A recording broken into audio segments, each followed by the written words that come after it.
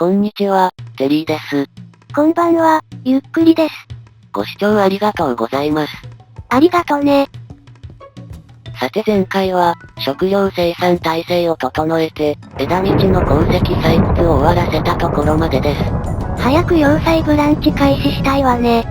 待ち遠しいんですけど、焦るとかえってプレイ時間のロスになりかねないです。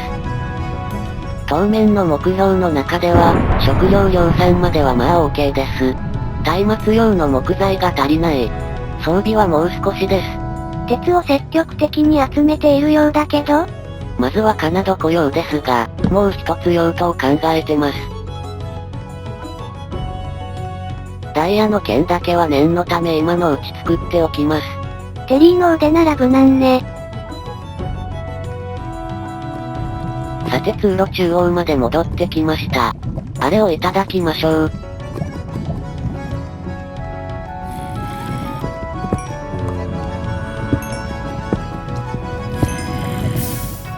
今。しもた。鉄取るのと同じ感覚で掘ってました。ダイヤは慎重にやらないと。さて、多分この鉱脈を取れば足りるでしょう。ここ、動きが一瞬カクカクしたところですね。おいおい、先に何かあるのか調べてみたいです。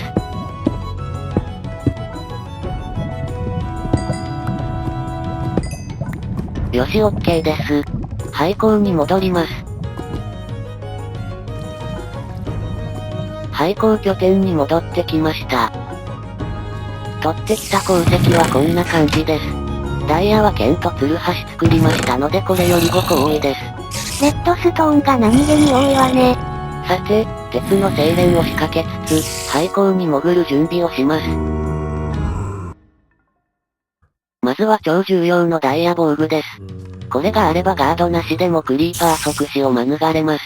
ハードで一番きついのはやっぱりクリーパーさんよね。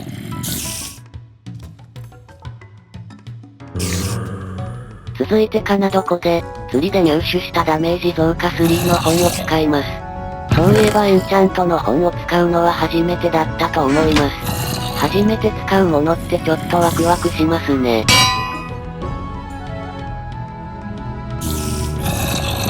ただの修理ならコストは7のはずですが、エンチャントの本ではコストがやや低いですね。ちょっと名付けするかで迷いましたが、剣ならそこそこ長持ちするし、もともとコストも低いのでやめておきます。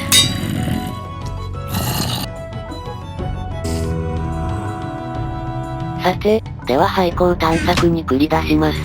計算したところ、まずは木材1スタックが必要です。2番目のレールって何？実は、リスポーン地点からの距離を、レールを敷いて数えようと思ってます。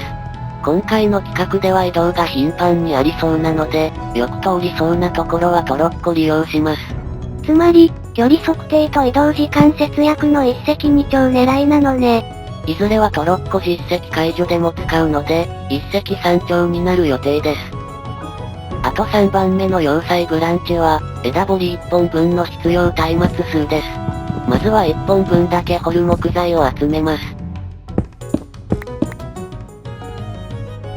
さて、迷子防止として、レッドストーンを巻いておきます。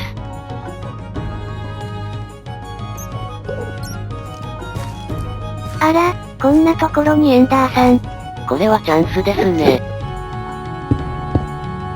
これで OK です。早速ガン飛ばしてみます。かかってこいやー、出てこいやー。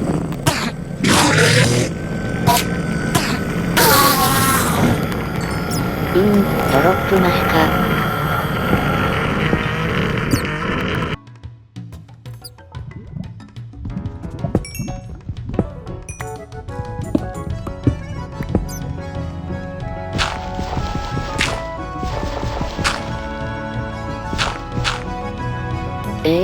何今の面白い。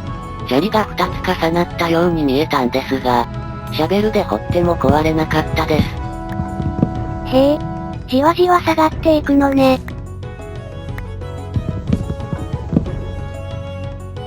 ハサミを使ってみましょうか。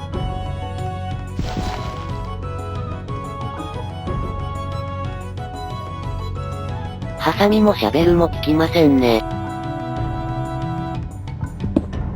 面白いですけど、どういう原理でしょうか？さて、20分ほどで帰ってきました。取れた資材はこんな感じです。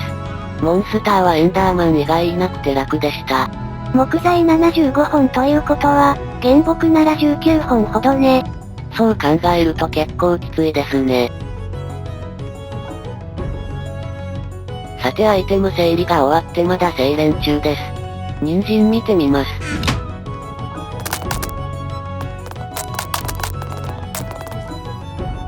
17本取れました。いい感じです。予定通りね。あとはレールを作ります。とりあえず予定の半分の256個は超えてほしい。なんとか超えました。あとウィッチ対策に弓を新調しておきます。弓は苦手なんですけど、使えるようになるしかないですね。さて、行きましょうか。次はリスポーン地点を目指します。当分人参が主食です。健康にはいいんじゃないかしら。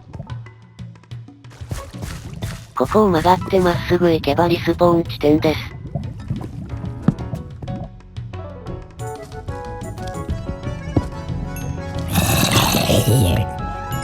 おお、2発。さすがダメージ増加3ですね。攻撃力が素手の10倍くらいになったかな。さてウィッチポイントまで来ました。この奥に確かダイヤがあったはず。通りがかりにいた雲2匹は瞬殺しました。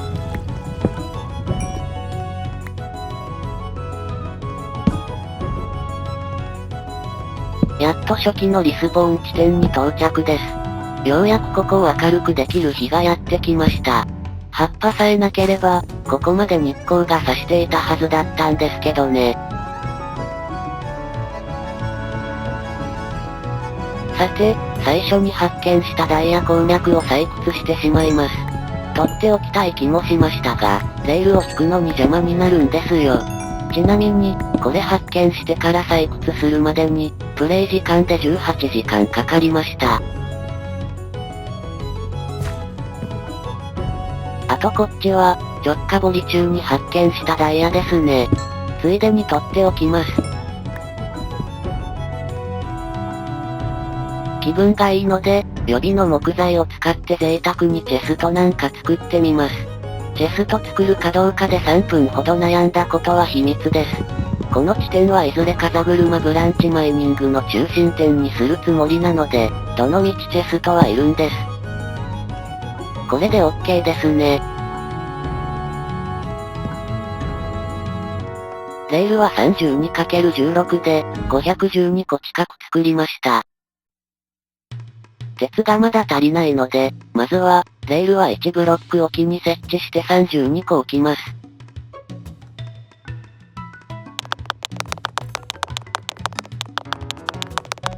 で、64歩目の目印にレッドストーンを巻きます。まずはこれを8セット繰り返します。さて、いよいよ8セット目です。これを引き終われば、512歩目の地点がわかります。この512歩目は、要塞のブランチマイニングでの起点の一つとしようと思っています。